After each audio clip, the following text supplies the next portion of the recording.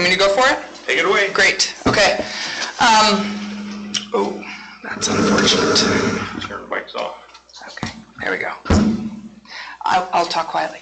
I'm going to sit from here, so apologies that I'm not looking at you, crowd, but I'm going to sit here. So for those who didn't see, I printed out my presentation. It's on the back table. I'm not reinventing the wheel, so a lot of this information will look similar.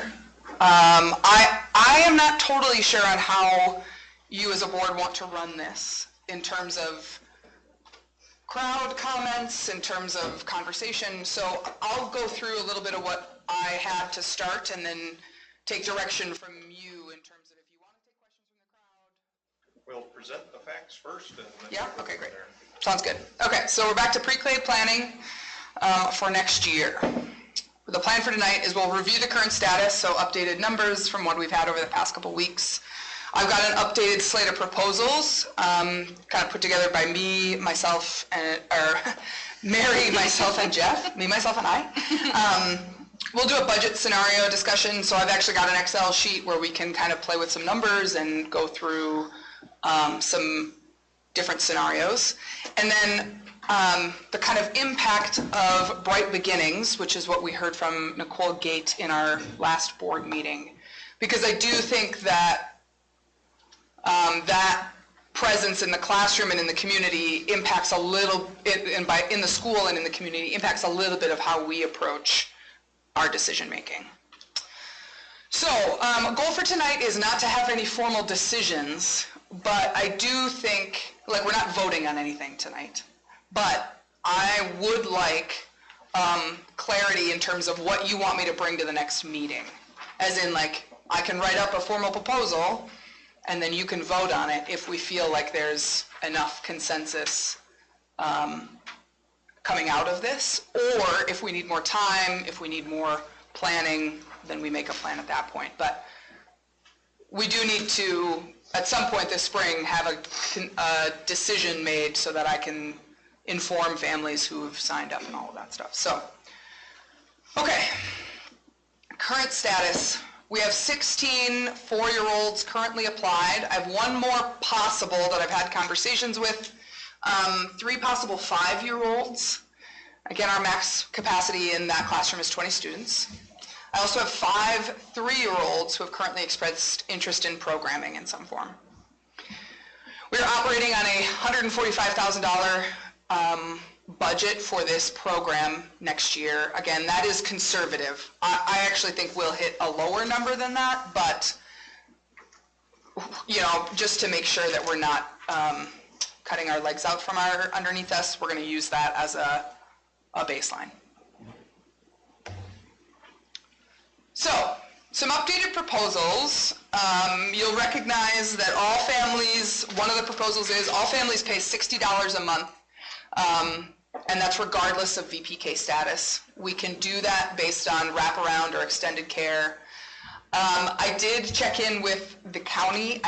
I am like 85% sure that CCAP, if a family qualifies, CCAP could, this is Child Care Assistance Program, could cover that $60 a month if that family qualifies. We do have to get registered as a site, but I talked to Sherry Staybacken, and I think that's a relatively straightforward process. So we could pursue that, so that's an option for families. If they're not VPK eligible, then we'd use a sliding scale. So that'll be part of this conversation, is where do we want to land on a sliding scale fee structure. And then the other one is schedule changes, and this is the most significant change from last time.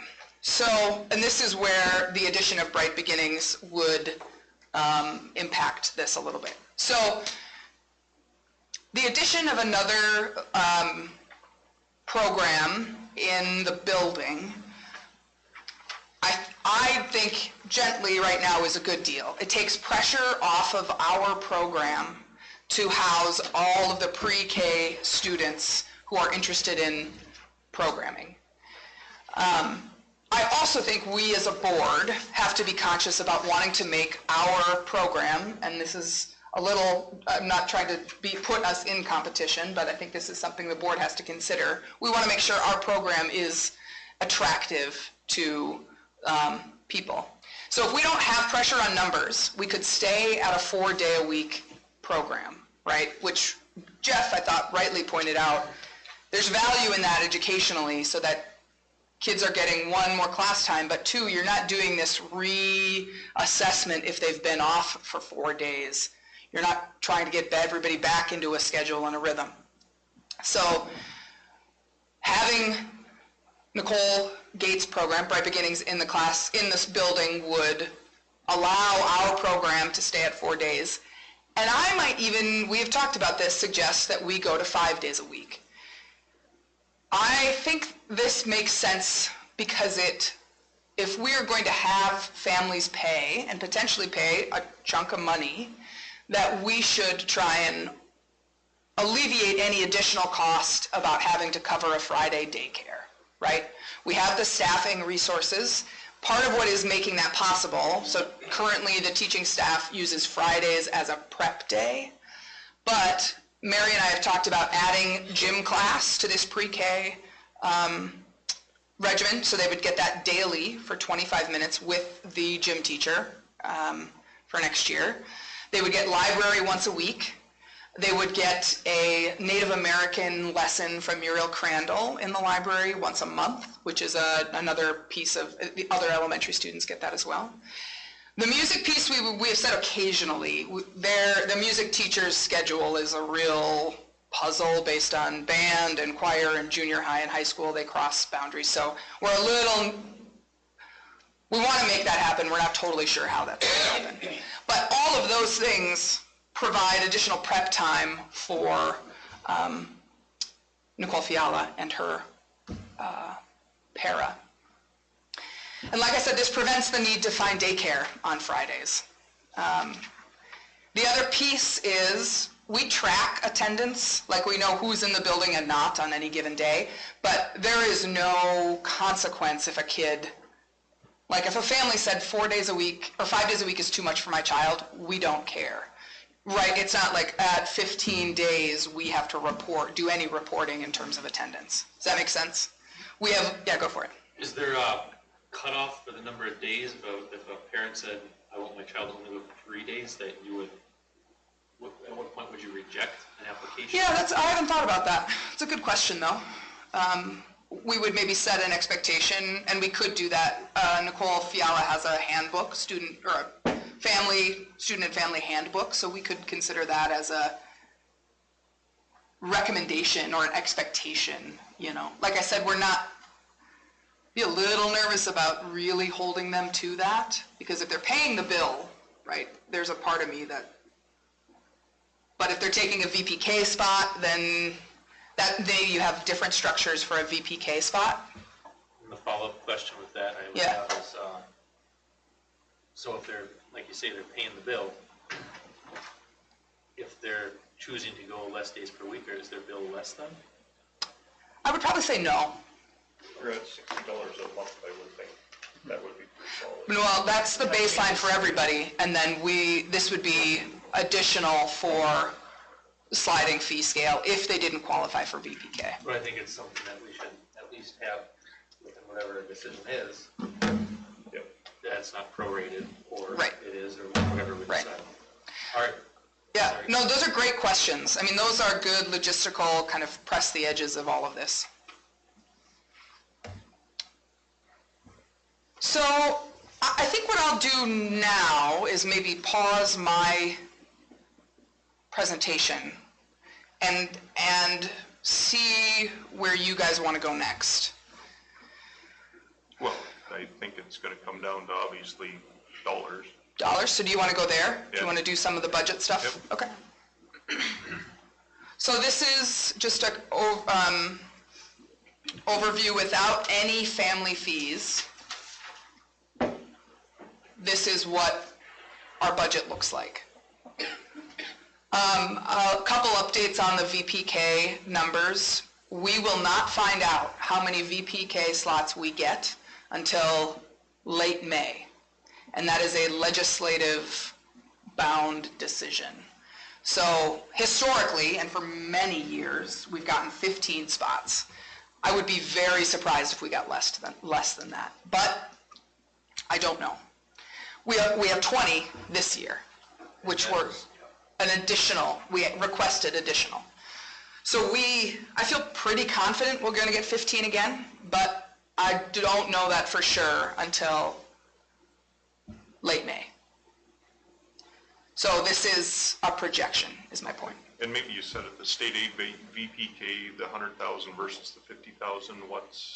That's like I was thinking, okay, if we only have 10 students who qualify under those new restrictions for voluntary pre-kindergarten, we would get 50,000. It's about $5,000 a student for VPK funding for the year.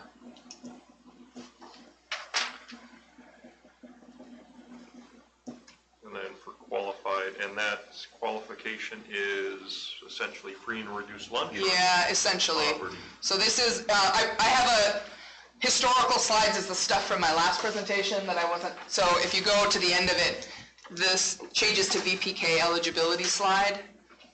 Those are the qualifications. What is the, it's not free or reduced lunches anymore, it's, what is it? Educational benefits application. I think we should start using that term. Yeah, and this is actually from legislative lingo. Yeah, So, I mean, I'm copying this out of the state. yeah. But yes. Now, there's also rumor, I don't know if you've heard this, but that they're actually talking about doing away with that application and going just to direct certification. So if you're getting services from social services in the county anywhere or state aid, that there are lists created based on those rosters and that you get directly certified for. I don't know that for sure though. I don't know if you. Well, they've been throwing out some projections and we're looking at about $70,000 less compensatory. We're looking at about $70,000. This is just ballpark. Less for compensatory based on direct certification. So we're not capturing as many families as we used to. That's part of the issue. So, and with the VBK, the legislature will set a dollar amount, hopefully by May. Could be longer than that, and that's how they decide how many seats. And they know how many seats have been allocated in the past, and they know how many districts have put in for it and what we're asking for seats. And they just divide the total dollars by the number of seats, and that's how we come up with, you get this many seats, this district gets that many seats. So we're kind of throwing darts at the wall and trying to guess where we're going to land. I would say we're fairly safe. I would hope that we could probably anticipate at least 15 seats. Mm-hmm. And I would imagine we'd probably have at least 15 families that would qualify. But there is some risk that we might not have that too. So the next couple slides are this potential fee schedules. These are a range, a spectrum of if we're charging a high end $175 a week to a low end $50 a week. And then you have the daycare comparisons down there in the lower right. What I'm going to do is pull up. Just for Yeah, clarification, so I understand, I'm sure other folks understand. This is for folks who do not qualify. Correct. And those who do qualify, they still have to pay $60 a month as a minimum. That's So a that's a proposal. The proposal you're suggesting there. Yeah. So you'll notice in each of these boxes, there's a percent of median income. So that 67% or lower, that's for 60% of the median household income, which changes based on how many people you have in your household. You would have no charge because that qualifies for the $5,000 voluntary pre-kindergarten money. 68 to 75% median income, you would pay this amount. 76 to 100%, you would pay this amount. 100 to 125, you pay this. 126% or higher, you pay this. these are not taken from anywhere. These are out of my brain. And by my brain, I said, okay, if we need to hit X budget amount, then what do we need to make or take in revenue? I also looked at it based on daycare, right? I think that is, I don't think we're looking to price gouge anybody, right? But we can play with these numbers such that you can figure out how you want to do it. So I'm going to ask you keep this piece of paper in front of you, and what we're going to do, go to this exercise with me. This is where you're going to have to turn around, and I apologize for that. But this is a live document.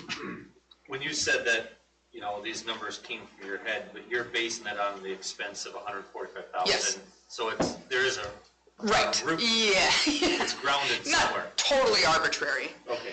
Right, and this is where when you say it's grounded, yes, because, okay, these are my scenarios. Okay, and I took 10 students, let's say on average we have 10 students who qualify for voluntary pre-kindergarten, right? And then we have 10 students who do not. So this is what happens when you run these numbers at 10 students at $700 a month, right? Here, we do that. I'm doing the standard fee. 10 of those students are paying $60 a month. The other 10 are paying 60 plus. This 700 would be 60 plus 640, right? So that 60 is captured in there. This is a standard 5,400 across the board. If everybody pays $60, it's about $10,000, $11,000 between there. So, you know, paid $700 a month with 10 students, we're in the black by about $8,000. We have $200 a month, which is your $50 a week category. You're in the hole, $37,000. Now, the challenge with this is, let's say you fill all 15 VPK spots, so this money goes up to about $75,000, which means then you don't need to make as much here. Right. So that's where I'm hoping this works. It's the exercise I was trying to do. So let's say we're all looking at this column here.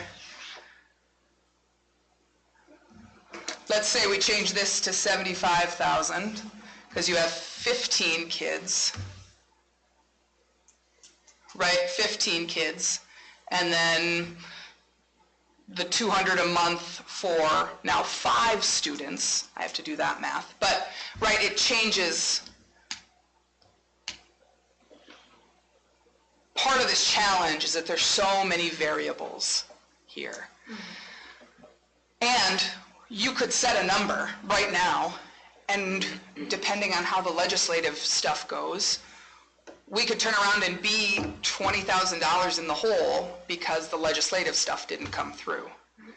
So at this point, I think I would look for some direction about how do you want to throw a dart in the dark, or? What's the budget based off of, the $145,000? Teacher salaries.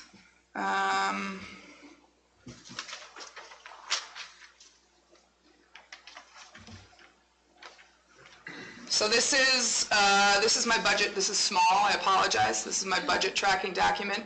So expenses are $85,000 in salaries. And this is Sheena, this is how she splits out based on community ed versus money she gets from the state for the 01 fund. This year we're going to be lower than $66,000 in supplies, so we're going to come under budget. How much? 6,600. That's what we budgeted. I don't know where that is exactly. I think it's like, You said 66,000, so just. oh, sorry, no, 6,600. That's what we budgeted. I think we're at like 3,000 right now, and I don't foresee any major expenses additionally. So that's the 145. So this year, we're spending 138. I picked 145 to be conservative in terms of salary increases and supply potential increases. And that's basically a teacher and a para? Para, yep. Okay, so those are obviously the biggest cost, and they're kind of known costs. Yep. So we have our minimum baseline right there. So I think that's a pretty good Yeah. estimation. Yep. And like I said, conservative, right? I just in case you need to buy some furniture or, I'm just trying to be a little careful on that. So all these numbers are under the assumption that we'll have 20 students.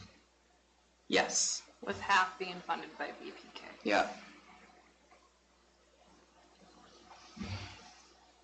And you said how many applications have you received? I have 16 right now. 16 applications. Some of those are in the wind, who have called me and said that they're interested, but we need to find out a little bit more. If we go to this slide, no, this one. Those 3 5-year-olds I think would be interested, potentially, and that I haven't promised them anything, because traditionally, if in order to be VPK qualified, you have to be 4 at September 1st. So I've always been a little careful with 5-year-olds to say, I don't know, we'll see how it goes. And do you have, out of these students that you have, do you have any idea about their VPK status? You don't? I don't. I think you. Yeah, I mean, small community, I could probably, but then that's not super fair. I gotta be careful about that, so I just don't know. You had said this is 4-year-olds by September 1st, right? Correct. Okay. So when I say 5-year-olds, I'm talking 5-year-olds by September 1st. Yeah, so, but those 3-year-olds that were interested will then be 4 years old by September 1st, or? No, there'll be 3 September 1st. So, and that's just to be eligible for the. They're not eligible Looking at for, taking 3-year-olds, I guess, is what I'm asking, and I thought we were only taking 4-year-olds and older. I put it up here as a possibility. I mean, I think, given the Head Start used to take 3-year-olds. And so when the Head Start classroom left, we said there's a demographic of 3-year-olds who are potentially not getting access to programming. We as a board could decide to do a day of 3-year-old programming if you want. Okay. I don't know that that's the right direction personally, but I wanted to make sure you're aware of that there have been people interested in programming. So it's just historically, we've required them to be 4 years old by September In order 1st. to get voluntary pre-kindergarten, the VPK funding, they have to be 4. Okay. Yeah, so that's why we've prioritized 4-year-olds, Okay. because we had enough kids to fill those slots and identified it as a kindergarten readiness program. Okay, sorry for being thick. No, it's good. I mean, here's the thing, if you have those questions, somebody out there has those questions, so 100%. Please keep asking. So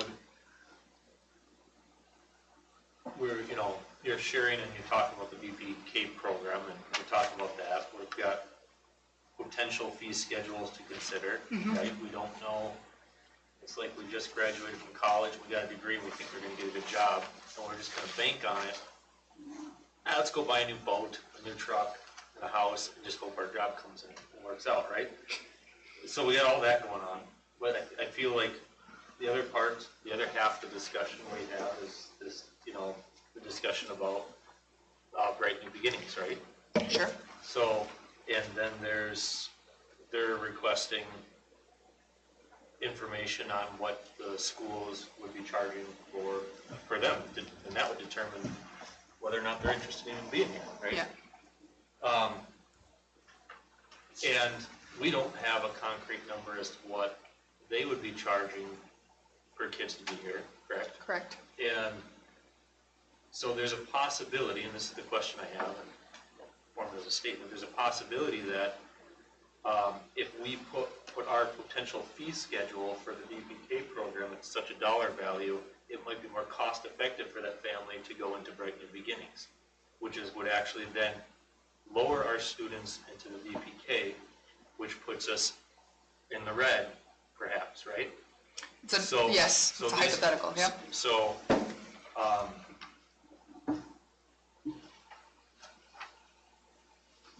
I mean, to me, this is a little bit more complicated than just a fee schedule on VPK, because we've got so much more going on right now that's fluid. Yes.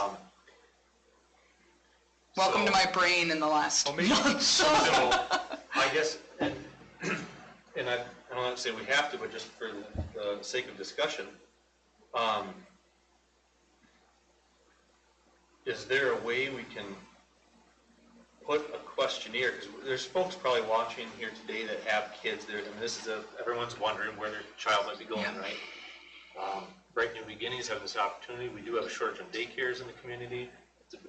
There's benefits to that. Can we put a survey out or put something out so the folks with their kids could can we gather some information before we start making these decisions, maybe a little bit more from the community on it? Do you think we get a... What are you looking to ask, I guess would be my question. Number of students, I mean, primarily is number of students with interest in Bright New Beginnings who plan on, you already have 16 here. And that's after a lot of hubbub and conversation both last year and this year about pre-K. And so one of the questions I'd be posing there would be, if you are unable to secure a spot in the VPK program, would you be interested in Bright New Beginnings or in a house daycare if there was availability? Maybe it's no. Maybe it's yes. So then we kind of... Yeah. I mean, I think you've gotten quite a good response, right? I mean, I've heard numbers flying around, and I don't know. I've heard like 29 kids. Currently it's higher than that, but that's for like 3, 4, and 5. Yeah, and I imagine there's some duplicates. I'm sure. Right, like who have both said interested in put an application in with me and put an application in with her. So I think yes. I mean, my hesitation about a survey is that I'm not totally sold it's going to change our approach. I mean, we both this year and in future, last year, this year, and in future years are going to have enough demand to require 2 classrooms. Now, whether that's 2 classrooms, ours and Bright Beginnings, or us doing 2 separate classes as 2 days a week, where we do a Monday, Wednesday, and a Tuesday, Thursday, that's a possibility. So I think, yes, we can get more information. I would be a little nervous about kicking the can down the road, personally, but. Real quick, one thing that'll help me out, your daycare provider numbers. I don't know if you want to go back to that slide real quick. Where did those come from? Are those actual, I'm guessing, why is there a $35 per week difference? Is it the age of the kids or something? No, those are different providers. So I asked, anecdotally, asked a few folks, about 10, how much do you pay for daycare per week? The lowest I got was $125, the highest I got was $160. Okay. So that's a range. So realistically, if we were, I guess that's $500 a month, would definitely not be conflicting with any of the daycares. And where is the 400? I'm looking at your different fee schedules going on here. So you're looking for... Your medium high correlates fairly well with the daycare. It's a higher daycare. Well, no, even the lower. I mean, if you figure 76 to 100% is 480, and then, yeah, the 100 to 125 does correspond with the higher end of the daycare. Yep. I mean, in my mind, that's the one that we should look at because it corresponds fairly well with the daycares. Sure. And the other thing, I think we're pretty much locked into 20 kids. I don't think it's financially feasible to do more because you're already spending $130,000 on sunk costs just for teachers. But there could be more if they did the every other, because then you're not Oh, yeah, no, spending that. I'm fine with that. I'm just saying, but to expand more than 20 in a class. And then, Right, you're talking go to 2 classes. Yeah, going Yeah. to 2 classes. Correct, Yeah. yeah. Yeah, Which if you is- want to mix and match and all that, yeah, can that's happen, fine. Because As that's- long as we just stick with the one teacher and one parent. Right, yeah, it doesn't yes, really matter. because that's the other piece of, if you increase to another class, you don't increase your VPK money, right? You're still at 15 to 20 slots. I don't foresee us getting another 15 or 20 slots. We're going to stay at 15 to 20. So yes. But you have I agree. more students paying the fees to Yeah, bring, right. As long as they're not, yeah, as long as they're not, which could be covered by CCAP, which I think the thing that comes to my mind is historically, with Head Start here, families of every income level had an option to send their kid to a kindergarten prep. Yeah. Like, without a large cost that is more than daycare, or, you know what I mean? Like, I just think of like the variety of incomes in our community, and if with what has happened and with Head Start leaving, if we're now having families that might not qualify for assistance, but could be right on that like 46% line where it's like, you could have it fully paid for, but you make, a Yeah. little too much, where then that could like significantly impact the family's like budget as well. Especially like, and I don't know, Cause, what everybody's daycare arrangement is, but sometimes, even with Right. the school schedule, they still need daycare. And Yeah. I think that at too high of a level, they won't, I know there are families who will say, I'm not paying this amount and daycare. Yeah. Not doing it. and people who would say, I'm gonna pay the premium to go to Bright New Beginnings, which is, of course, like a family choice. Yeah, Whereas you can make that choice to pay that, but some families can't. So that's where I fall in, like, we've had these options for more than 20 kids, whereas like now we're limited to this 20. So if like somehow there's a way to like, so we're not turning kids away and making it still affordable. I completely agree with you. You know, the question nagging back here is can the school's budget afford it? You know, 'cause of course we want it to be affordable, but and it's so tough when we don't know how many kids and where the numbers are gonna land, right? Well, and- So, I mean, to your point about gathering information, when I say we've got overlapping, there's no doubt in my mind, because this has been a moment of panic for parents for the last 2 years now. There are kids on my list, and the same kids are on her list.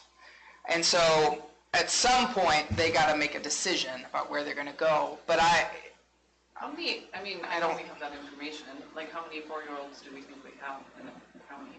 I mean, I got to be a little careful. you have something obviously to not add? all of them are going to choose one of these two options, but.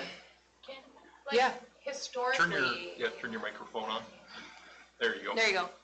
like historically, in years past, have we ever not, like the school readiness program, have you ever not met 20 students?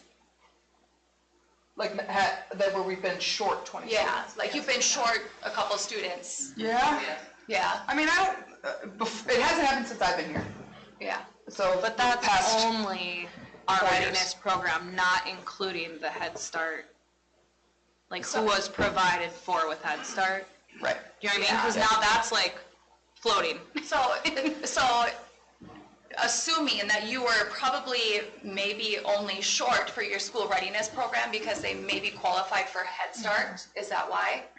Yeah. I Whereas don't- this, so now, We also play that roller coaster with Yeah. population. yeah, so now the alternative being school readiness short because lower income children are going to Head Start. School readiness is going to be short because families are deciding to go with a private, right? That's what it is? Yeah, I think that's some of the concern. Okay. And when I say concern, like I said in the beginning, I am in favor of Bright Beginnings because I do think it takes the pressure off of our program to serve everybody. Yeah. And I think the concern about cost is fair, but if there is an option, you are inevitably going to get people who choose to do that, which is fine. That is the family choice piece. But it does mean, okay, now I'm not panicking about, okay, do we have 20? Do we not have 20? Do we have 20? Do we not have 20? You know, do we have 27? The other piece that I will, so when you ask how many kids do we have, I have gone through our census numbers. I would pull it up. I don't want to share private information on a public meeting though, so I'm not going to go look at that. I don't know what the formal number is. I do know I have gone through and called all of the people who are on the census list that I did not have, not had contact with. There was like another 3 or 4, some of whom said, we're good on daycare, no worries. I have heard rumor of another family moving in who we think is going to have a pre-K kid this age, but I don't have them on my roster because they aren't on the census and they haven't enrolled yet. And I imagine there are kids who, come July, who are not as well connected with this, are going to say, oh, I got to put my kid in, I wonder if there's some pre-K spots open. That happens every year. So if we're at 16 now, I feel pretty confident that we'll stay high in the high teens, if not hit a full 20 by September. If I had a guess on the census, I'm sure it's probably between 20 and 40 kids. That's right. Pretty consistent with what we've seen class sizes. One thing I'm going to bring up, so what's the purpose of Head Start and pre-K? Like really, what's the purpose of it? Research shows, and I have not done specific research, so I can back this up at some point with some more time, that early childhood learning significantly advances students' achievement later on, specifically when recorded at upper elementary. Those students who have had opportunities in early childhood education settings do better once they hit upper elementary. So is it for trying to get all the kids advanced, or was its intention to bring at-risk kids up to the level? Yes, I think it's the at-risk, and that's why the VPK is based on finances. We've got a hand up back there. Go ahead. Okay, so I'm the early childhood special ed teacher, and I also work with I have a 3rd grade student this year. Pre-K is super important for developing early social skills too, and studies are now correlating that kids who are attending preschool that's like play-based learning are having better social skills, which as a whole we can say are lacking in general anymore. And so that having those VPK Head Start programs really helps those kids to develop that and gives them an opportunity to just even be away from their parents and stuff where some parents can't afford daycare but they could go to VPK because it's free, or they go to Head Start because it's paid for. I know with my special needs kids that I have that are very high needs kids, I've had one in particular in mind, came as a 3-year-old for Head Start, couldn't sit at a table, wouldn't respond to their name, many of these things, and now as a 4-year-old in Head Start, who we work with very closely, is sitting at a table to eat, requesting things from us, and has made significant progress, even with only 50% attendance for Head Start last year. So those things, and those kids who do struggle maybe more, if we can catch them earlier, the sooner we can help them provide the services that they need to get them where they need to be. Yep.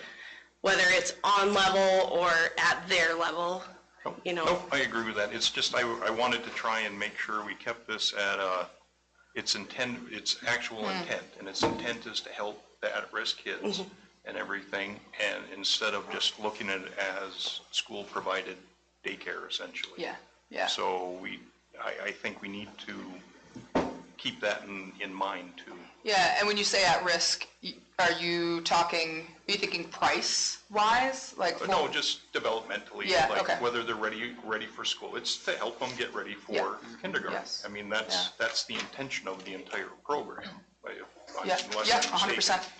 And so, I mean, obviously, they use the financial reference as a point. So I don't know if there's any other way to identify, like if they don't meet the financial incomes, to identify whether or not, like if you have 10 kids who want 5 spots, how do you pick? Do you go first come, first serve? Yeah. Or is there actually a way to assess the kids and figure out who needs it more? That's a great question, and one that it's currently on a first come, first served basis. I mean, we take applications and mark when they're received. I think it would be worth us evaluating that process to figure out if there's a better way to qualify kids. And I think this VPK qualifier might be a way to do that. That you get into the class if you can get a VPK spot over somebody who can't. I don't know. That raises some questions too. But You had They do 3-year-old screeners. Jenny Kraus does that every year in May. We do 3-year-old screeners. So we do start identifying kids who are more maybe socially and academically at risk at that 3-year-old age. And then a lot of time, like Brianne and my hope is that they would previously get into Head Start as a 3-year-old, so that we could then start the process of like a formal evaluation if that were the case, or making sure they're making the adequate progress. We also have for identifying those really low needs, they do have Help Me Grow referrals and stuff like that. So Here's the magic question: can we use that information to pick the kids? I mean, Yes, Okay. that's, It would that's be part of the criteria available. for VPK. It's not Okay. just financial. There's a list of things that deem the kid to be at risk. So So any of those criteria, the screening, that's why they require it, Okay. would identify kids. So I think if we look at it from this angle, it may help us make decisions. Just a question, Lexi, are you able to go into, example, a private daycare room if through, or is it different, because I know, because aren't there some home So- things, how would that? Brianne and I often service our birth through age 3 students, and those can be at-home visits, or some parents who have had kids in daycares have requested they drop them off and then we take them to daycare. So we've done it that way. With a private pre-K, that would be something that I think would have to be different. Like the parent would still have to probably bring their 3-year-old or their 4-year-old to the school for their services. We couldn't just go grab them probably. Yeah. The parent would have to, or we'd have to come up with some sort of policy for that. Yeah. But we wouldn't be able to do how Head Start has the paras that we have, that Right. type of need probably wouldn't be able to be met in a private preschool. Okay. So, whereas Head Start, we can Okay. push in for our very high needs special ed kids, or I push in or I pull them out and do it that way. So I think private preschool would have to be looked at differently though, just Okay. because that age. Yeah, thank you. good question.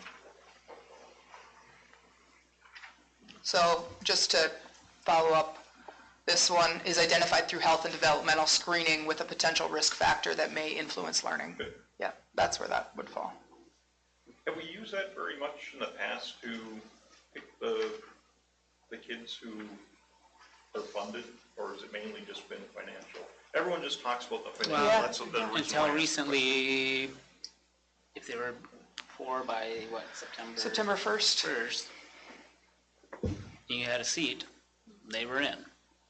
So we didn't have to look at so much at the finances like Head Start had to as much, but that's changed now, so. Okay. You raised the concern about, everything's kind of up in the air based on funding and and what might happen. If they if something happens and funding is pulled for this, does that funding impact our school in any other ways besides just the VPK program that you're? Well, any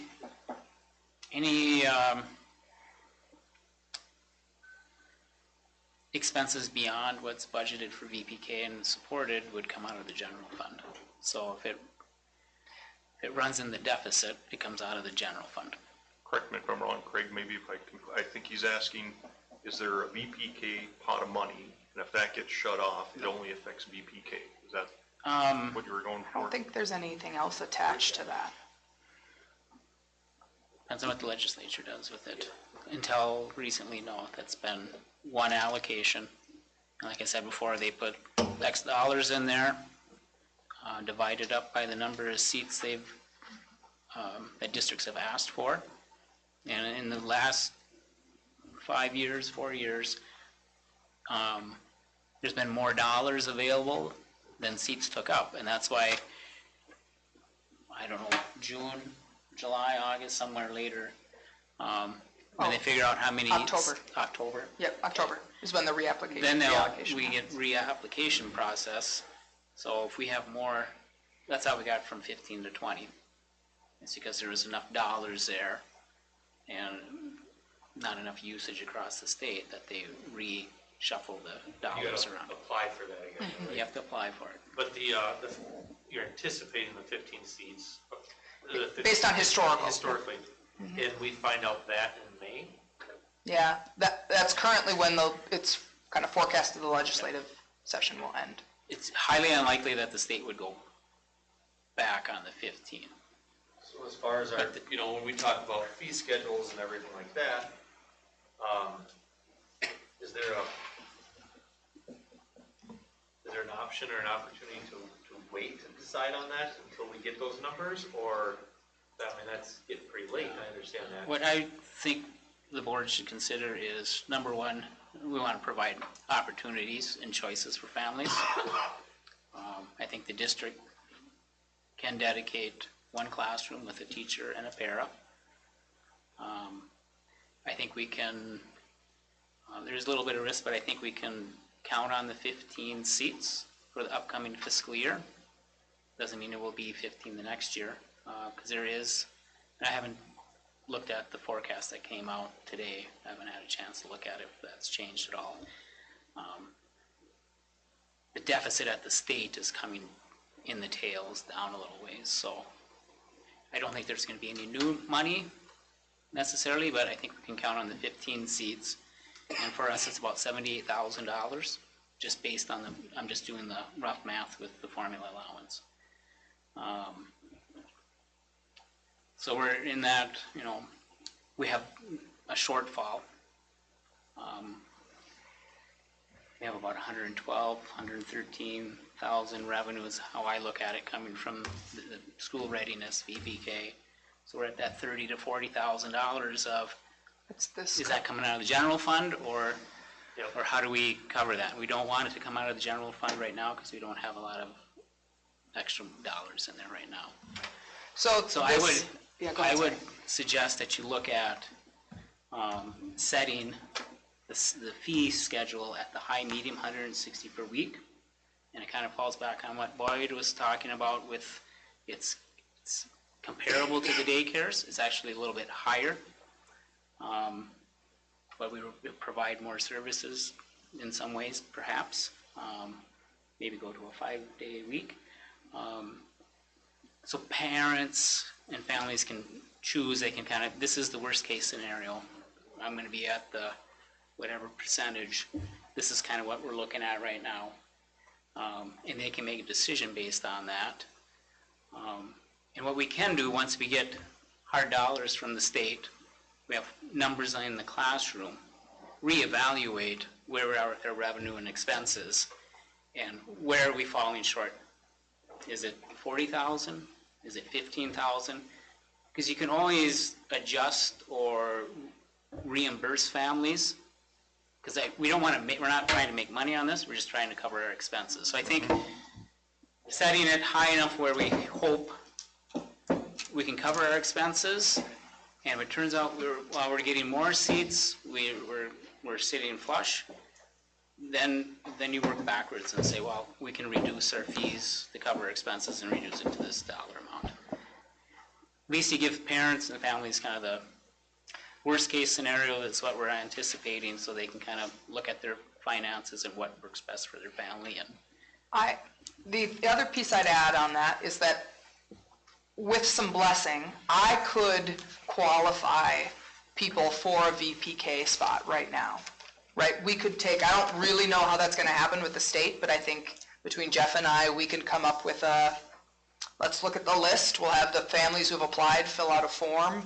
If any of these apply to you, you get a VPK spot, which, no?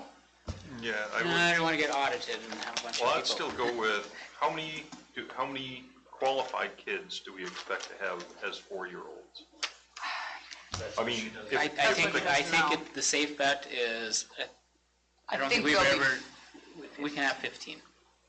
We know that's how many seats well, we that's how many have. seats we'll have, but will we have 15 kids that qualify? Because of I think so. Between finances and screening, we'll be close.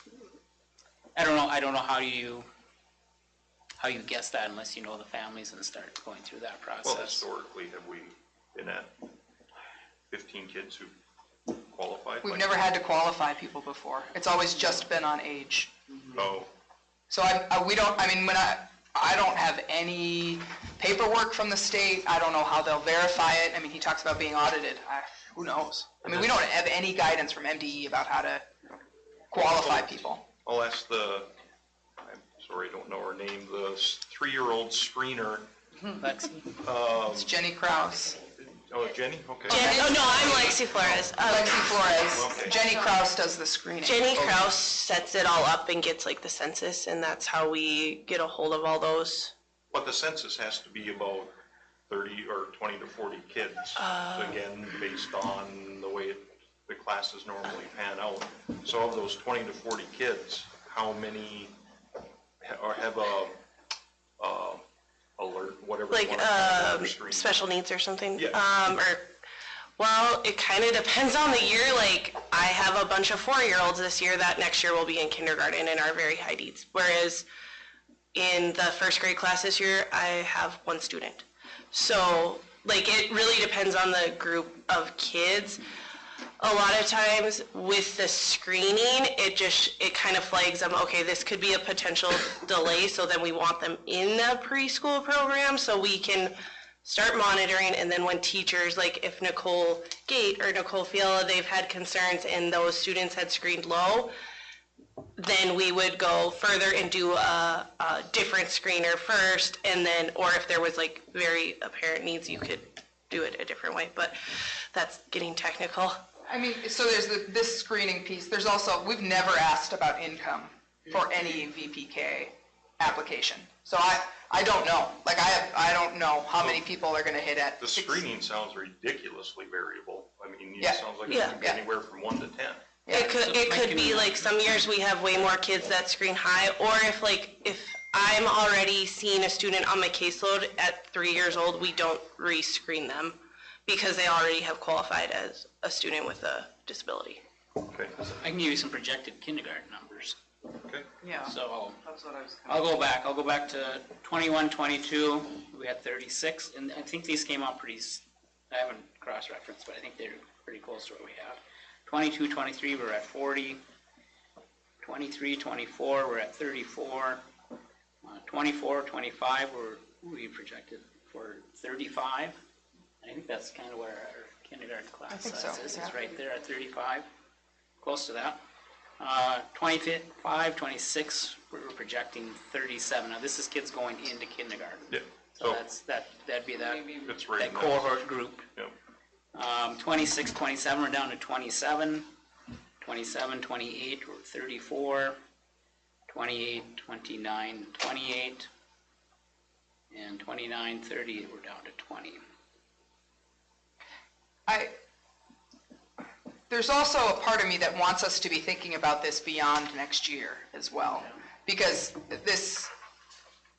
4 years I've done it, been chaotic, right? We're just playing this like, I hate to, huh? I hate to burst your bubble, but It's always been chaotic? it's always been chaotic.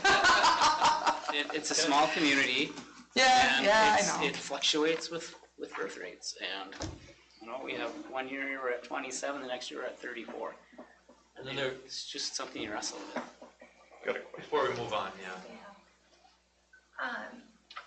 Did you say like this, the free and reduced price meals as an automatic qualifier, which they're changing the term there?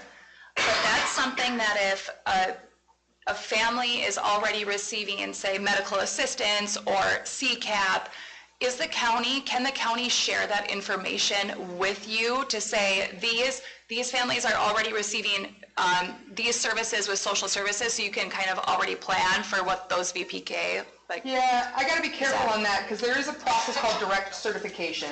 Where yep. people on certain assistance programs get direct certified. but then, so But I don't the know what county programs in particular. the county could share that information with you as a direct qualifier? I don't think so. No, okay.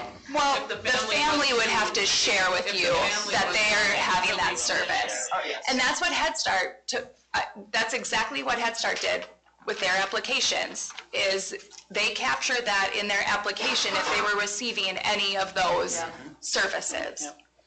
Yeah, there's So- definitely a way to do it, Yeah. for sure. We just have, So you could. We have never done it, yeah. Yeah, so if you change your application, you would know how many students are qualifying for VPK before the school year even starts, right? potentially, yeah, for sure. Okay. Yep. And So it wouldn't be so much of like an it unknown. wouldn't be the unknown it is right now. Yeah, Right, yep, like next okay. year, my application will look very different. Yeah. So that we're capturing that information ahead of time. For sure. And you'll notice on the app, there's like, is an English language learner? Yeah. Has a parent who's a seasonal laborer? Yeah, So I think there's, yes. Now, Yeah. the piece that I get a little nervous about is the verification of that. So if MDE were to come in and say, can you prove how much each of your Yeah. families is making? Am I asking for pay stubs? Am I asking, and that's where it starts, I get a little nervous because I don't have a process for it yet. Is it on us or on them though? Because then, I mean, if you ask for the document, do you fall within these ranges and they say yes, and then somebody audits us or however. It's a great it's like, question. well, this is what they Told me. told me and signed for, so. Yeah, I don't know. yeah. I think it wouldn't be on us, but who knows? Yeah, I don't know. That's where we haven't gotten any guidance from MDE on. So another point to discuss then was also the number of days per week, right? And I think I heard, Jeff, you mentioned,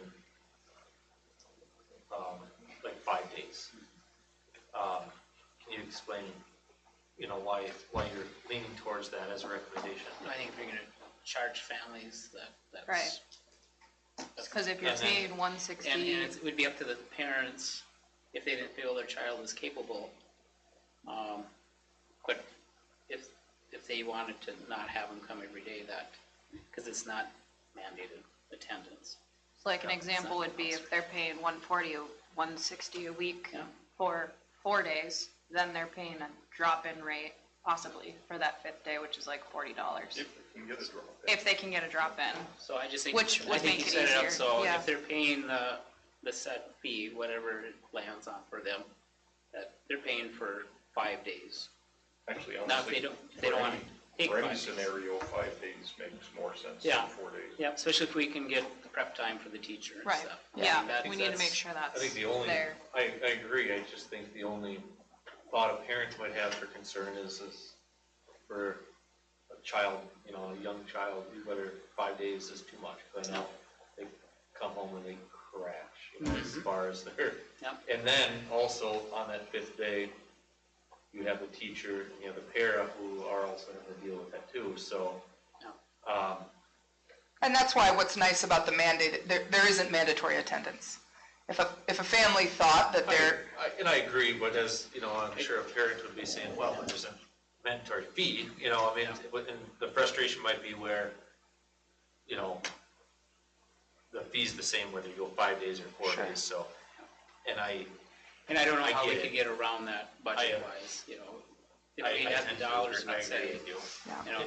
here's 3-day AP, here's 4 days a week, here's, I don't know how we could manage that right now. 'Cause it'd be-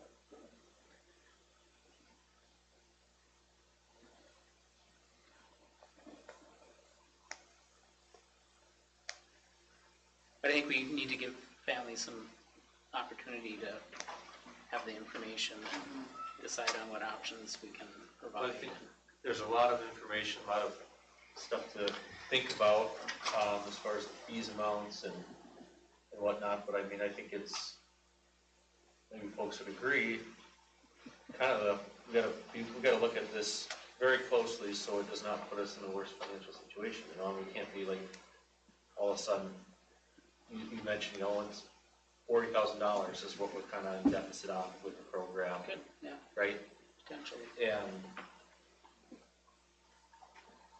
That's if we get 20, that's if we get 20 students. it all depends on the VPK numbers. Yeah. It's so there's very, With very little. her, with the 160, she's underestimating, right? That, You're you're looking at, estimating that we're only gonna get 10 VPK. right, Where we could get 15, so again, I think also what Jeff mentioned of the possibly reimbursing families if, I think. like, I think you need to plan for like, it's a very uncertain time right now, especially at legislature, which is really what hangs on this a lot. So if we're planning, unfortunately, for the worst, then, okay, we got 15 spots, but we planned for 10, so we have this surplus, and it could go back to families. So then we're also kind of covering ourselves in these uncertain times as well. my only hesitation on that is that I know parents are anxious to know what's gonna happen. And even if we don't have, answers from the legislature, and we wait for them through mid-May, late May, June, Right. people are gonna find other places for their students. So like picking a fee is what I'm saying, Yeah, which is what they would need to know, is a fee, sure, right? right, And that there's a program, yeah, which there is a program. I think also a helpful, like, for sure answer, I think to help us make decisions. Not that it would affect our budget, but I think just like the whole picture of it is that like CCAP option. So I think that might affect Yeah, people's decisions too of, well, it would only, again, the affordability of it. yep, I think if they qualify for CCAP, Right. they're gonna automatically qualify for VBK. VPK. But what if there are 16 VPK kids? Do you know what I mean? Like if, oh, I like see. numbers wise, Yeah. if you can't fit everyone into that 15 box, there are So 5 other kids that need, yeah, Percentage based of on my it. conversation with Sherry today, I feel confident. We fall into this non-licensed care provider as we are in a public school. We are a public school provides a program for students just 33 months and older. Right, so we are that category. We would have to get registered with the county, but yes, I think that is a strong 95% because we have to possibility. think of what, again, Yeah. what we're talking about, what left is very much an income-based program. Yep. So we have to fill that void. Yes. I hope I'm wrong, but my biggest concern with it is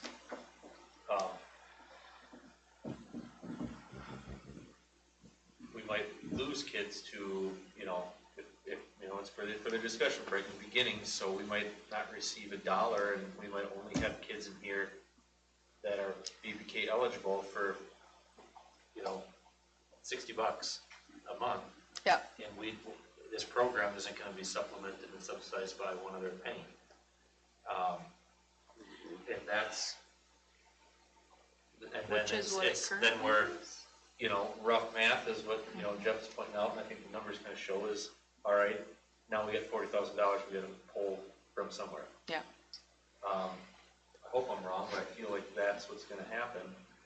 And It's a So possibility. My 30 to 40,000, that's that 160 a week fee that we would have to charge. Yeah. That 160 would cover that 30 to 40. Yeah, if we had, but you're saying what if we didn't have people to pay that, but Yeah. back in the day, school readiness before VPK used to do a lot of fundraising too. And they used to charge. And they used to charge.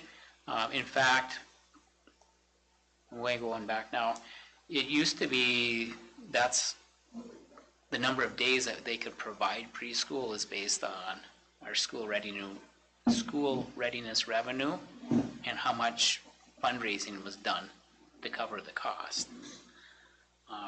So that might be another piece to pull out, is going back to some of the old fundraising that used to be done that used to. What would they do for fundraising? I can't remember. Were you involved with all that? Pre-K carnivals, Carnivals, yeah. different parent-child activities. But currently, we do not charge a fee. Because they're all So when VPK we're qualified. operating on the VPK qualified. Yeah. Under the old qualifiers. Old qualifiers at 20 kids, 20 spots, fully funded. And there was a time where the board said, we'll pay the difference out of the general fund. Sure. Yeah, that's the other piece I think that's, the pressure right now is because we are in a Correct. tough financial position. There have been, That's, yeah, yes, unfortunately, but that's why where we're the at. conversation has lasted this long. Yeah, yeah. Go ahead. Amy.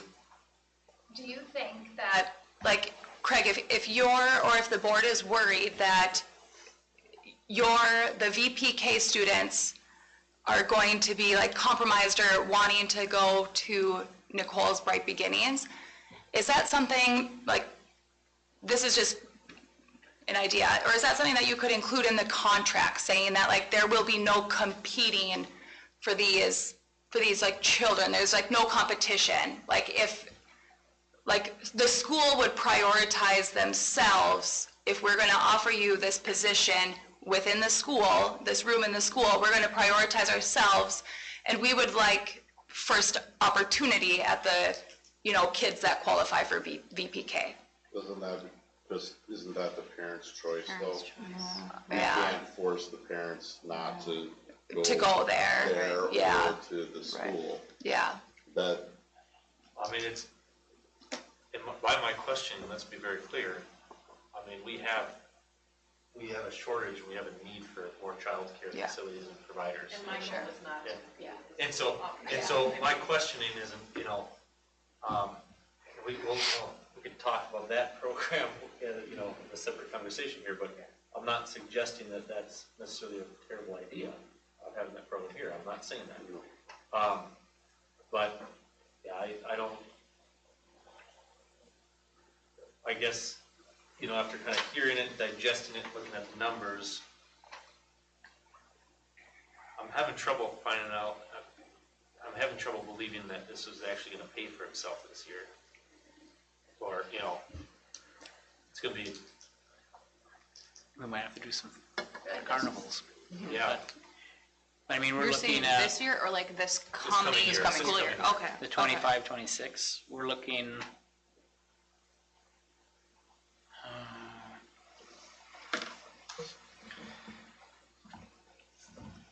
I think I have that.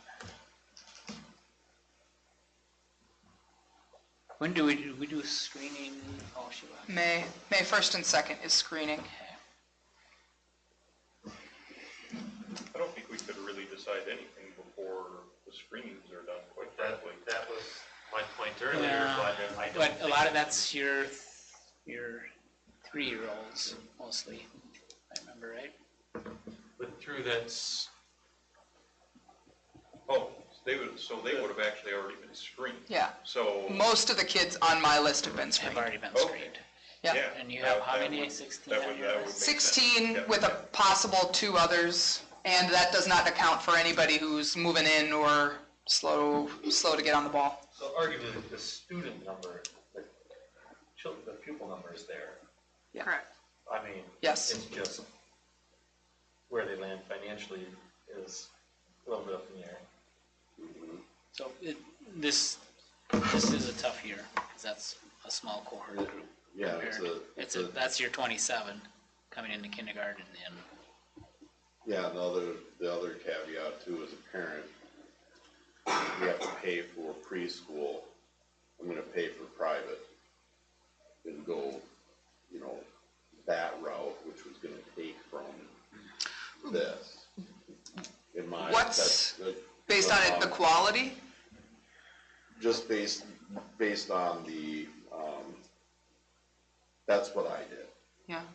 Back when my two oldest, we had to pay, that was back in that time frame. And we opted not to, and we Yeah. paid for somewhere else for them to go and Yeah. get that.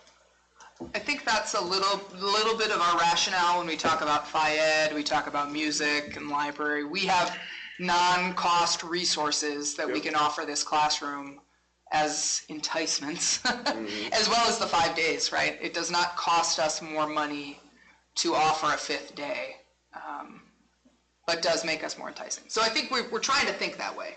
Yep. And there's certain things that I need to Right. know too, because I'm gonna have to have a certain amount of kids, a certain amount of employees. There's certain things that aren't gonna work for me if I'm not at a certain level. Yeah. You know. Yeah, so you're in the same spot that we kind of are at this Yeah. point in time. So, I haven't brought this up before, but it's something for the board to consider. The school doesn't have to provide preschool. There's some communities where it's totally privately run. And that takes all the financial risk away from the district. I guess the biggest thing we want to ensure is that there's programming available for families. So I do have to bring that up. That is how it's done in some communities, where the school does not provide any preschool. It's all private run.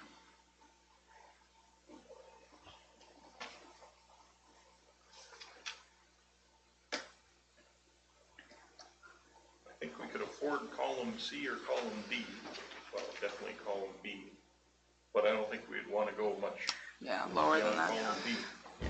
I was trying to, in this column, this last column F, get a clearer picture of like what Craig was saying. So let's say we do get all 15, minimum 15 spots covered. We have this deficit to fill. So then you take 35, Like $100 a week yeah, for families if you split it amongst all. right, the other 5. Yeah. Yeah.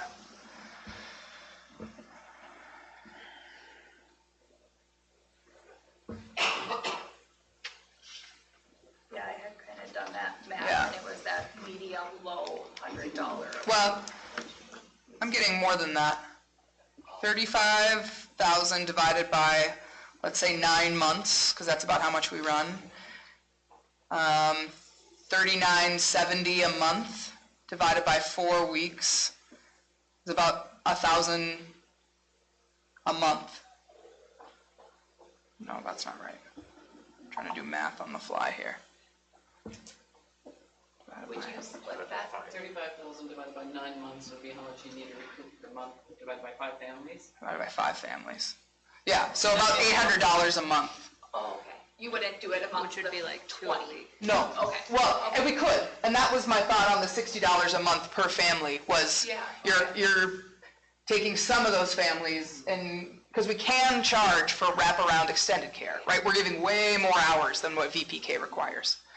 So, that was my thought on the $60. So then you take, So basically, worst case scenario, we would hope would be medium high. yeah, And if we can adjust and bring it down based on funding, based on the funding Yeah. and the numbers and how everybody falls, then we will. yeah. I can do that. I can work with that. You are looking at, so your budget is set for $145,000 and you have 20 kids, that's $7,250 a kid. It's the $120,000, that's $6,000 a kid. So the kids who qualify are subsidized by $5,000. So you're, I mean, if you go, kind of go in between, you're looking at about $6,800 to $7,000 per kid of actual. and 5,000. So then if you had I mean, if they qualify, do we charge them nothing or do we charge something?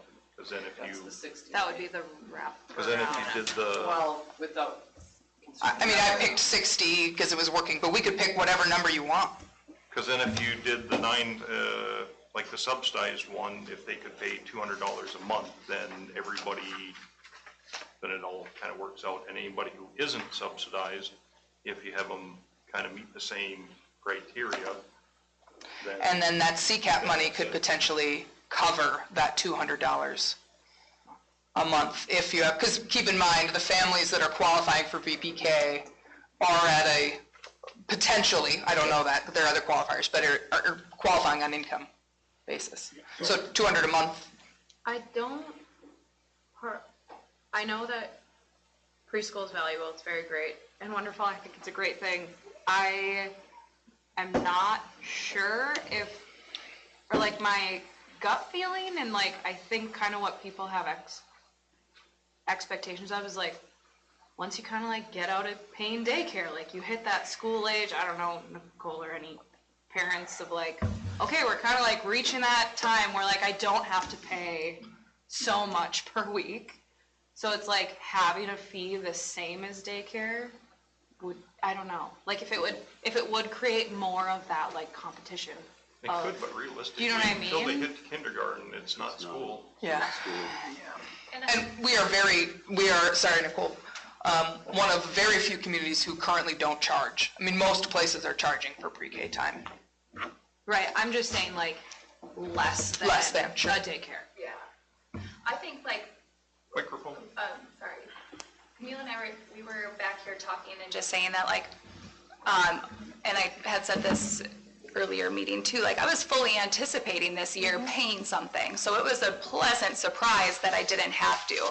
So I feel as if you're being transparent and upfront with the parents at the time of application and acceptance into the program and saying, and setting it at the high mark, like you said, Robin, that like medium high, and they're anticipating to pay this, like then you put it back on the parent, right? And you're saying like, you're gonna pay this, and they're willing to pay that, and now you come back and you're like refunding them, or you're not even charging them, I think is like. Or charging less. Yeah, exactly. So, I mean, ideally, I do like the idea of not paying, like $16,000 in daycare for myself.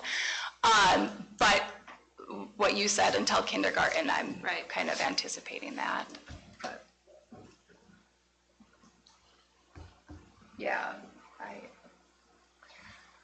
I feel like, though, having a program within the school is ideal. Like what Jeff said, we don't have to offer this. Like the school doesn't have to offer this, And but. if we can bring dollars in the community to help bring that cost down for people, I think that that's a really good thing. Because otherwise, if we don't do it and take those dollars that we get from the state, then there's nothing out there to help people who need that help. So how does the funding go as far as lunches for these students? It's free. Right?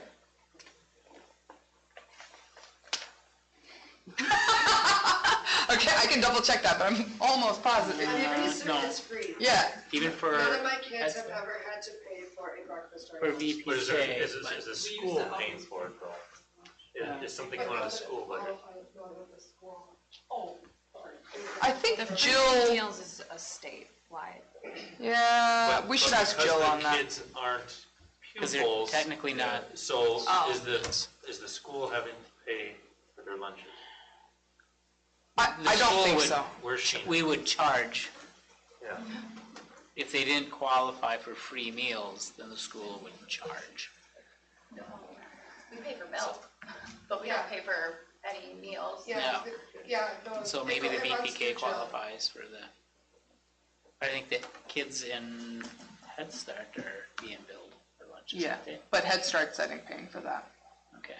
And that, I don't know the kids are, I don't know if that's coming out. So That if right you have there kids in your is- program that are not VPK, they may be charged. that's my point, is like, are there hidden fees with this that we haven't looked at? Yeah, I can ask. Yeah.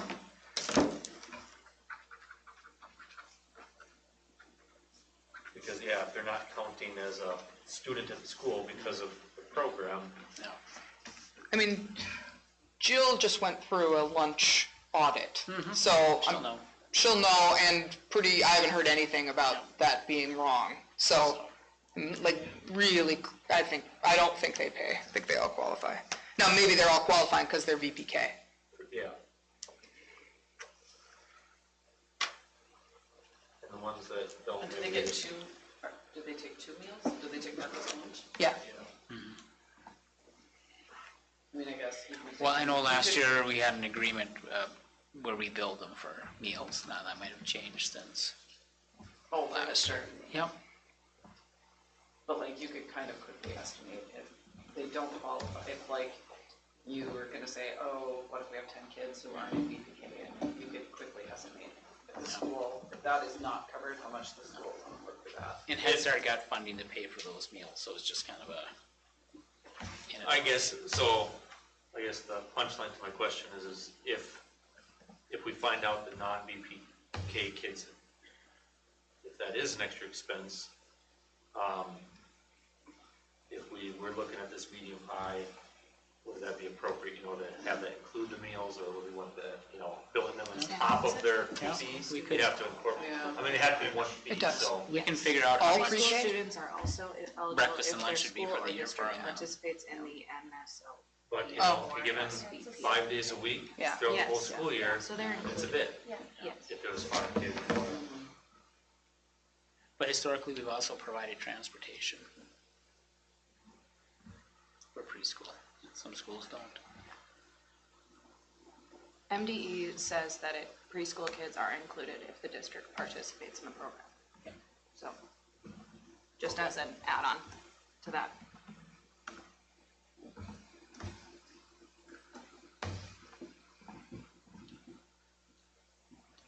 Okay, I'm trying to do some quick math here and not relying on my own brain to do it.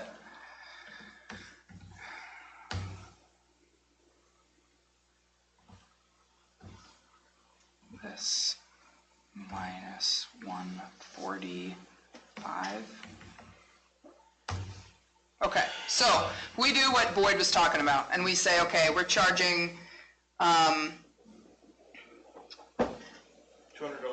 a Two- month for the kids who do qualify. Yeah, so this is $200 a month times 15 kids. If we get 15 slots, that's $3,000 a month times 9 months. Anybody correct me if that formula looks wrong, right? So your standard fees for everybody are $27,000 for those 15 kids. That's how much revenue we bring in. And then if we're doing the medium high, which we'll pick $640 per month, $640 per month at 5 students who are not VPK qualified, $32,000. No, that's wrong. No, that's right. And then $28,800 for the 9 months. That's $28,800 here, which puts us at $165 for $20,000 over budget. So we did half But not this. everyone's gonna pay the $640 there on the sliding scale. Right, that's assuming everybody That's, hits. you're assuming the I think that, highest. But I think 20,000 would be enough of a Yeah, well, so buffer let's- in the range. So let's go down to, Call it 500. sure.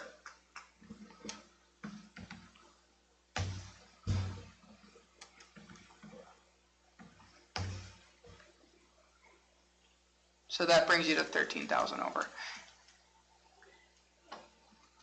well, 150 for the VPKs. Yeah, because if we have families that qualify Equals that, so that's too. financially, and then you charge them that much, that's quite a bit. There we go. Thanks. Thanks, you're a champion. Got some Excel nerds in the room. Thank you. Okay, so one that gets us 7,000, let's say we do 100 here.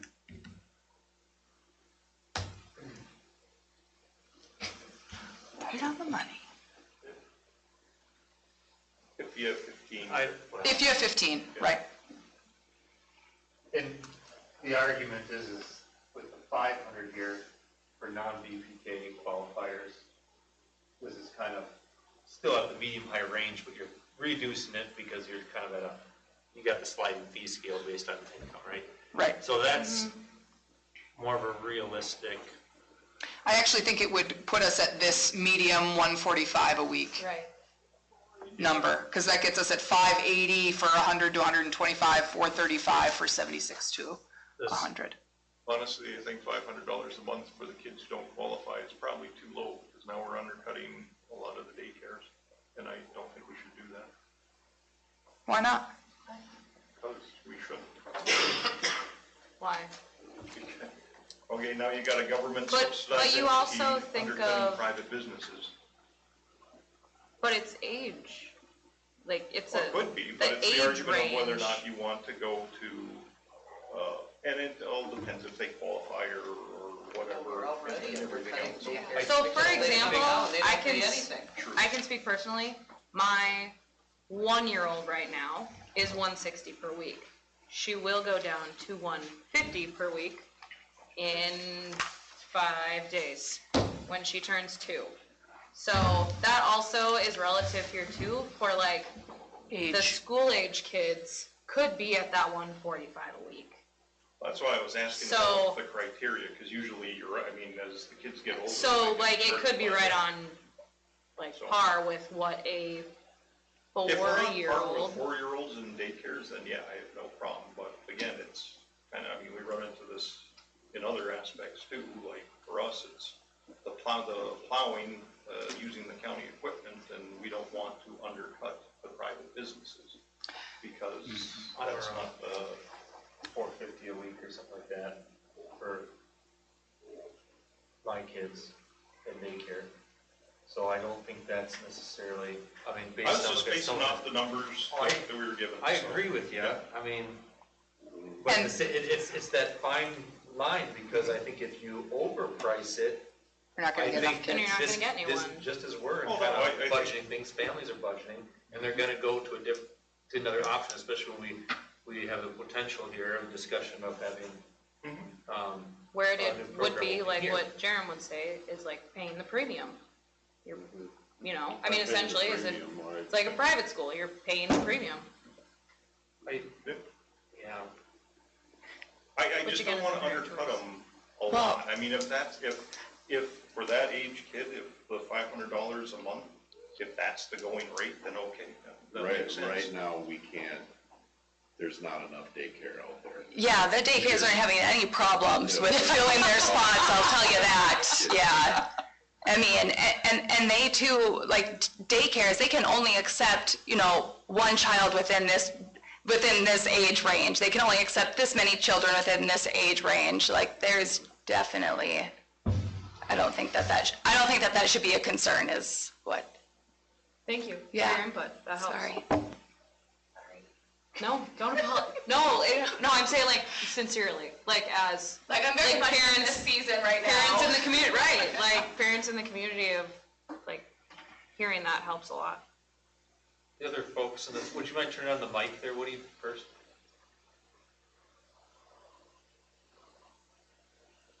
My only question was, would there be any consideration, the board was talking about the legality of undercutting a private business.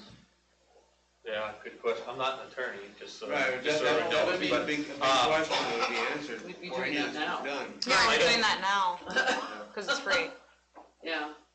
or we're not charging, I I won't should be able to say. sit here and give you a definite answer, but I can't imagine that there would be a restriction on one, us setting it where our budget, I mean, she took it down, where we're actually not losing and. You're looking at this. Is this what you wanted? Yeah, I mean, and to be very clear, I don't think that's our intent with any of these numbers, by trying to undercut. I think my intent on trying to reduce it while trying to Stay stay on within budget Yeah, is because it's just a nod to the families in our community that we don't want to provide such a program where and on you're the, making it too rich, so we can't offer it to the kids, because Right.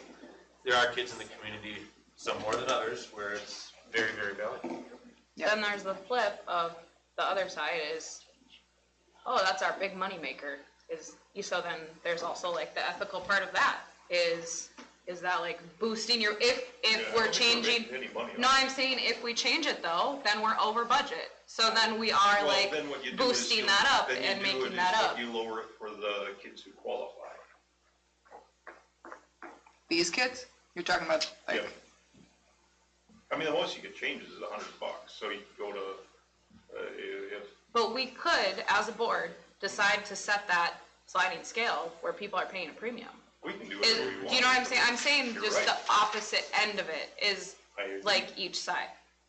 But, I mean, at this, it's not exact, it's off by maybe $50, but I mean, like, this is almost to the point where you're charging everyone the same rate, but the VPK kids are $5,000 less. they get per a, year. yeah, They get that Yeah. subsidy. yeah. and that's why I asked that question early on, where did because the 500 is the lowest of the daycares. Goes 500 to 600, as I recall, or 680 or something. That's like per that. month. Per month, Here. yeah, they're all per month. That's Yeah. per month, Yeah. too. This is per week. 145 is per week. Per week. Yeah, Okay, he's but paying- the But lowest if is you're what- in the, it's like- It's the 120, You're looking at the middle, yeah, I'm looking at the local daycare cost comparisons per month, $500 a month. Local daycare comparisons per week, Look at the per month column. the lowest is 100, I'm just doing this for the sake of folks in the Okay. back. Per week, the lowest, it would be 125 per week, per month, 500. But keep in mind, this is based on a sliding fee scale, right? So we don't know where those 5 kids are gonna land outside of the VPK. So when we say 500, we're saying it's right in the That's middle average. here. That's It's an average. average. We could be charging more than We're that. still gonna have a sliding scale, then yeah. Yeah, could be charging people 725. We're required by statute to Yes, have a. we have to have a sliding have a scale. sliding That's scale. why we're doing this, yeah. So, at the risk of looking at time and moving the conversation along, would you be amenable to me putting a proposal together for vote that we set the highest at this 145 a week? Do what you were saying in terms of set the highest amount at 145 a week. That's as much as a family would pay. And then we will hopefully figure out I'd be Poten- recommending the medium high. Yeah, with your pointer, you're just pointing at the medium, oh, you want to do this? because virtually your middle of the road is. Oh, at okay, 4 sure. feet. Yeah, So, good and call. your average, so that was our, Yeah, that's your thought. Okay, Yep. so this 160 a week. And, But that's like hopefully, right. But Very top to the end. point of transparency, we say that's as much as we will charge. Here are all the ways in which you may qualify for other. I'll look into the CCAP stuff. The other piece I would like some direction on is, what would you like to do with Bright Beginnings? Do you want me to move forward on that in terms of contract discussions? Should we hold off on that to see what are your thoughts? I think it would take another 2 hours to discuss it, honestly. Really? Okay. I mean, I don't think it's as simple as just moving forward, yes, right? I mean, there's a lot more questions we have and answers to be had. What makes it different than any of the other daycares, other than she needs other certifications and things like that? I guess it's another private entity that wants to use Yeah. empty rooms, Yeah, and we've already got 4 of them doing it. that's a good point. I wasn't here for the other ones. I think that, I'm not saying no. I think it's a good idea to have new daycares in here. I think just budget-wise and logistics and, you know, What we was talked the- about the busing, the rates. I think, you know, right in the beginning is waiting to hear on what our fees are gonna be before she decides on her fees. I think now that, you know, we've talked a lot about these fees, I'd be interested in having questions and on where she's at with her fees compared to, you know, where we're at. I know, but we don't ask the daycares, I mean, it's a private thing that is Yeah, what's separate, that and we don't- process, I guess? We don't, I mean, they pay their monthly fee and they We just run. got What done did that saying look there's a like? huge need for daycare. Yep. So, What does the process look like? So like when, for example, when we I think the brought one in I go to was daycares, the, yeah, when they request, like someone comes and says, hey, I wanna use well, this this happened room. 2 Like, years ago, kind of during the COVID years. and yeah, So we were just happy to get yeah, some people in the building that wanted to provide daycare. We There- had no discussions on no like what board their fees discussion were or or fees, anything like okay. that. That was what I Most was kids curious don't about. ride the bus. If they want to order meals, back then they would pay for it. Sure. So we have the space and there's the need in the community is what drove that. And we have a standard contract that we use for across those daycares, right? So this is, the standard of that is like vetted for insurance, vetted for, right? I mean, all of that's been through our Yeah. legal, Yeah, we charge, I can't remember what our rate is. It's not very much, 125, Well, 130 we a month. started out at 100 and I I think want it to say. started at 50, but. it was that's quite right. low.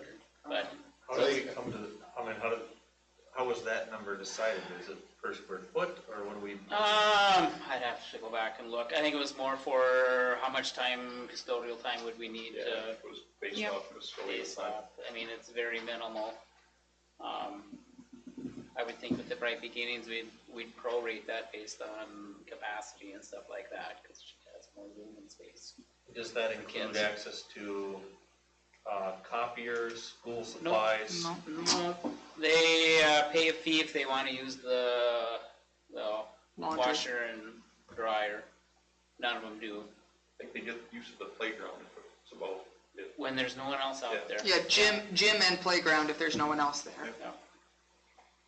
So, I mean. So I want, They're to me, in my mind, they are just as separate as the daycares. I don't Is know our- how we could treat them any different, frankly. Fair enough. Is our insurance increased at the school because we offer daycares here? We No, don't pay a not to my premium knowledge. about that? not to my knowledge. As I recall, it was because we require them They to have- carry the there's language in appropriate there, amount of insurance to cover. A certain coverage amount. Them being all the daycares, you're representing all the daycares. And this, bus transportation? I know, the only ones we do, We have for Head Start, Head I mean, Start and I think VPK. that's part of what we would have to talk about with Nicole, is what she would ask for. I think transportation might be tricky, because if her schedule doesn't align with what the school schedule is, then we start, The other daycares in the school, I guess. Do not use They're not transit. using bus transportation? No. Okay. With it being a separate entity in insurance and all Yeah. this other stuff, it's probably, we would bus our VPK kids. And that- Keep in mind too, Head Start was a separate entity. They were not part of the school had nothing to do with them, we just let them use our building. But we did have an MOU with them. And we had a relationship. Yeah. So if one provider comes in and another provider comes in and proposes that they would like to use the space, I mean, does this go out to the highest bidder? No, we haven't had competition yet. So we've had people leave and someone else come. we saying they might be can't interested. have another daycare in here. Yeah. No. we're at max at 4. She is a learning center, Yeah, which I is call how, it daycare, Yeah, but yeah. it's learning. Yeah. And my guess is from all the work that you said you've already put into it, there's probably not a lot of other people out there doing what you're doing, so, is my guess. Have you had any updates on the process, or if it, Yeah, I've been working on it every day. okay, Yeah. or just from like the state side more so? Oh, that will come, Okay, yeah, okay. worried about that, but. Nicole, do you have a question? Yeah, well, like when Sam was mentioning putting something together, a piece for the school to possibly agree on, or at least a starting point for Bright Beginnings. Nicole, like maybe you can remind, I don't think Craig was at that meeting, but like remind what you asked from the school, like the bus, the meals, like the 2 classroom spaces. It would be nice to at least get an idea of how much the school would charge for that, right? yeah. So is that a piece that you could build out for potential? Public information, but again, that's a negotiations private entity, kind of, I suppose it'd be public, but we'd have to negotiate all that out. Yeah, I mean, I was just more or less like, Yeah. if you're gonna put something together for VPK and school readiness, you had asked, should I proceed with Bright Beginnings? Yeah, and that's, so I will say that's typically how, and correct me if I'm wrong, but that's typically how the process has worked so far, is that if we have somebody come to us with Ruby's Pantry even, we don't charge them anything, but they came to us and said, okay, we want to host an event, a regular event, how do we go about that? We draw up a contract, then it gets given to you for review, and then you say yes or no. So the kind of legwork on what is in the contract happens at our level, and then it gets put in front of you for approval. So, The county, we charge county $500 for the 4-H office. And then they have, A month, or, I'm sorry, 500 for a month?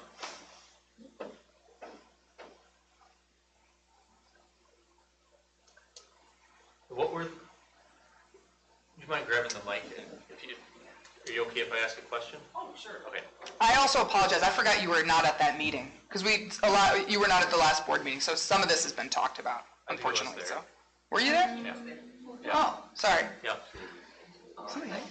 I could have sworn he said he wasn't there. he wasn't here when we brought the daycares in, that's what he was referring to. Correct. Yeah. Okay. The challenge was, well, we did it for all these other daycares. There's noise out there. You had a question? Yeah, I did. I gotta remember what it was again.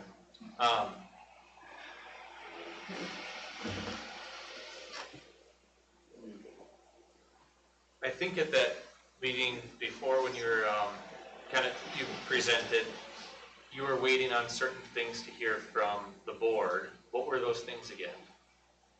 I think I was just wondering if I could rent a space and what that would cost.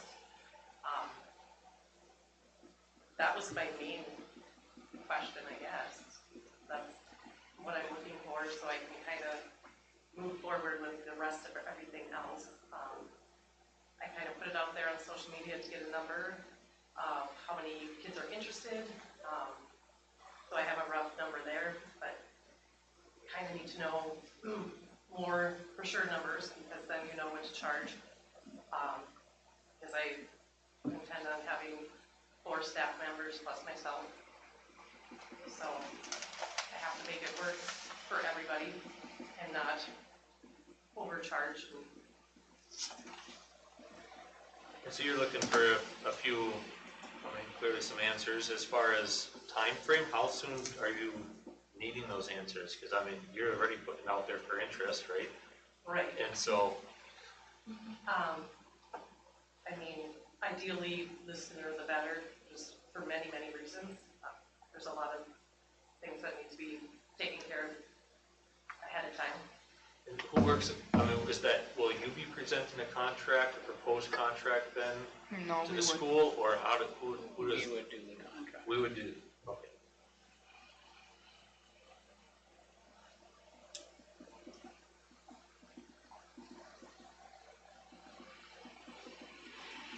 And so what you're asking, Sam, is to be able to, okay, here, we've written up this contract to give it to us for review. Yeah, and if you Not said, for a- well, if you not said for you a liked vote. it, you could vote on it. Yeah. If you would like more time, we can do that too. Changes. Yeah, yeah. I'm okay with Starting. working on that. Starting the Yes. process. Okay, The great. sooner the better. Yeah. I mean, for us and for. And that will Right. give us something to look at to give input on. And for the sake of time, and I think I can do this, I could send you a draft of that contract, and then you could give me individual feedback on it. So, And as far as, so you would be looking for, was it 1 or 2 classrooms? Or is that, I originally you was don't know looking yet? at either or Yep. scenario, but I think when I met with my financial person through the First Children's Finance over Zoom today, actually, she came up with different scenarios of what would work, what wouldn't work. Looking like the best scenario was 2 classrooms, not necessarily full at 20, but 18 students per class was working with the numbers that we had to pay staff and charge families. And then I think that's the concern for the pre-K that we're looking at. Unless that's outside of that 4-year-old. I think it is outside. She's including Yeah. 3, 4, and 5-year-olds.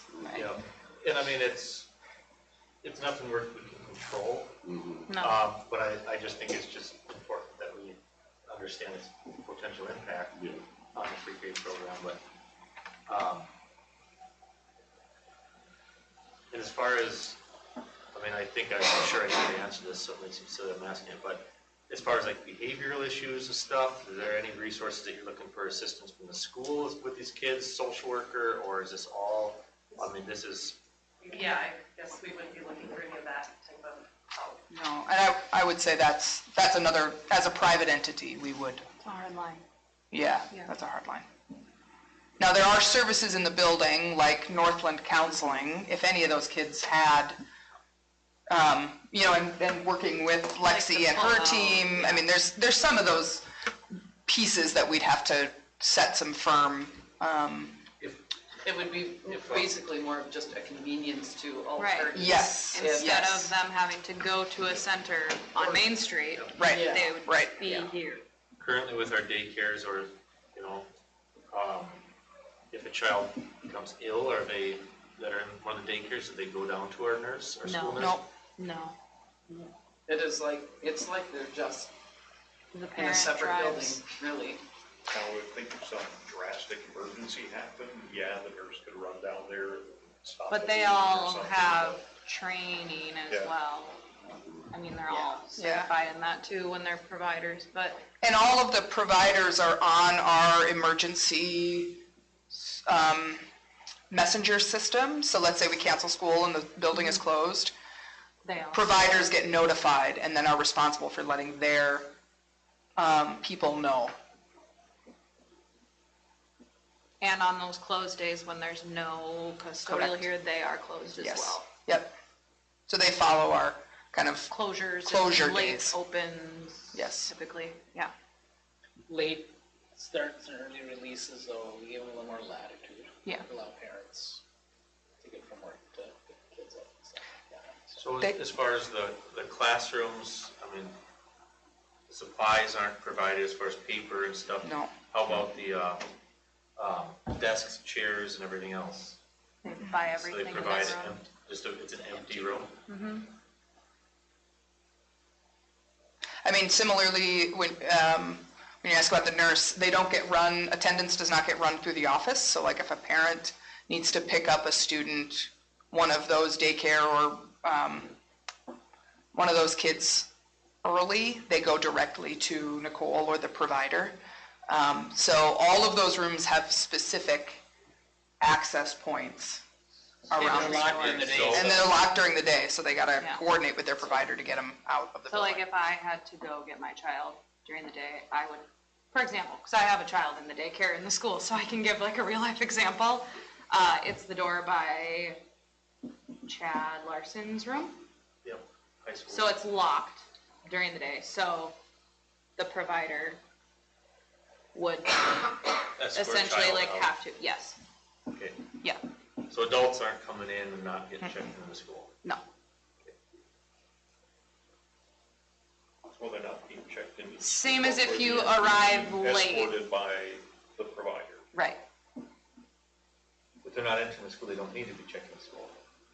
Well, That's I mean, my they're point. entering the school building, but obviously that opening is still the school building, but they're being escorted by the provider, is that correct?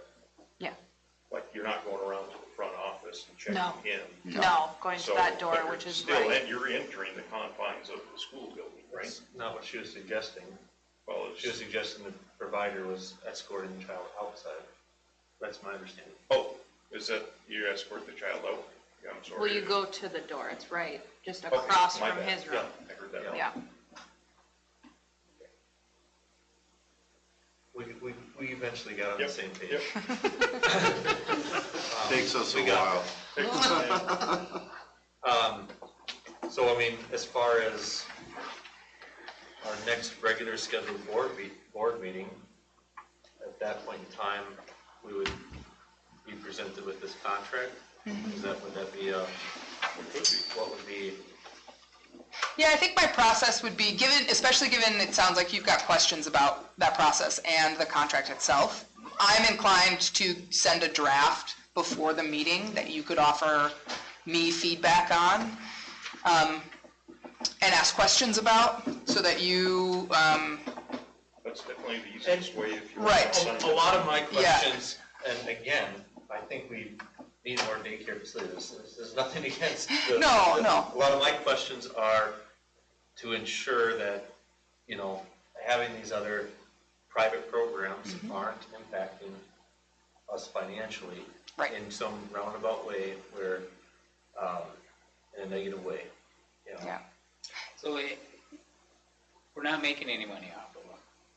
But at the Well, same we're not- point, we're not- yeah. we've had the community, social services, and local organizations help defray some of the costs. We had an issue with the fire marshal yeah. qualifications that County put didn't in cost money. the district a dime, but the community chipped in. Yep. So I think we should keep that in mind, that we're all trying to provide more opportunities for families. My questions have not No, tackled these are all what's good going questions, on. yeah. I'm just trying to. No, I but, haven't been here very long, so Right. we got daycares here. I wasn't part of the process. I'm not too sure. Yeah, I and want to familiarize myself. I apologize if that sounded, if that came across from me as intense. I think processing time for everybody is important, and sometimes these meetings can be this like, hurry up and make a decision, on my part especially. So I think the draft can be a good opportunity for people to sit with it. I've been a little intentional in this whole pre-K process in general, because I know that it can be a little fraught. So we're doing several meetings so that we can sit and chew on it. The only other question I had regarding the program is, would it be being offered from just the beginning of the school year to the end of the school year? These aren't offered during the summer months? Correct. With the school as a day off of school for Christmas vacation or whatever it might be, those days you're closed, I would presume? Is that how it I would works? think we would try to follow the school schedule. Okay, Daycares do the same. that's, okay. Yeah. Although there are days like President's Day, Martin Luther King Day, where there are no students in the building, It's an insert. but it's an day. in-service. Yeah, so And some of them Penn do State go did- through the summer. some do not. Yeah. Some of the daycares They do? run through the Okay. summer. You're Yeah, right. correct me if I'm wrong, but it basically hinges on whether there's a custodian in the building. Right. Pretty much, yeah. That's what keeps it open for them. In the contracts for the childcare, the daycares that are here, are they just yearly base, or do we have I to sign think the longer? last or one we did 2 years out. 2 years? It used to be 1 year, I think we did a 2-year. Do you know how long you'd be interested in, what the length of the contract you'd be looking for? Would it be a year or 2, or what would you be requesting? Or The daycares do theirs. Well, I think given this is kind of a new situation, my inclination would be let's do a year and then see how it goes. Some of the daycares have been here for years now, so I mean, Right, things are Yes. fairly consistent with them. When they first started, we did year Yeah. contracts, just for the exact same reason. It's like, well, let's see how this works out. yep. is that something you'd be agreeable to, a year contract? That's not a deal breaker, because you want it for 5 or 2 or whatever it might be? I don't think it's a deal breaker, no. Okay. So when Sam sends out the information, it will be line CC to every board member, so make sure your questions go directly, Oh, yeah, yes. Yep. include me into it. Okay, got it. Okay, so two things. I'm gonna we're gonna work on a contract. We'll give you a draft to review. I'm gonna work on a proposal with the 160 a week medium-high pay scale. And I will get some details from you, because is that policy for the pre-K? We'll talk about that. I don't know how you want me to present that. For the March 24th board meeting. Anything else in the meantime? Great. Thank you. Thank you for your time and energy. Yeah, go ahead. No. Oh, I yeah. don't. I thought you had another question going. No, not right now. And if questions do come up, either from you or from your constituents, please feel free to reach out. Did you guys have any questions or comments further in the back? I was just here for the information because I know I'm gonna get asked. Good call. Yeah. Okay. Thank you. All right, thank you.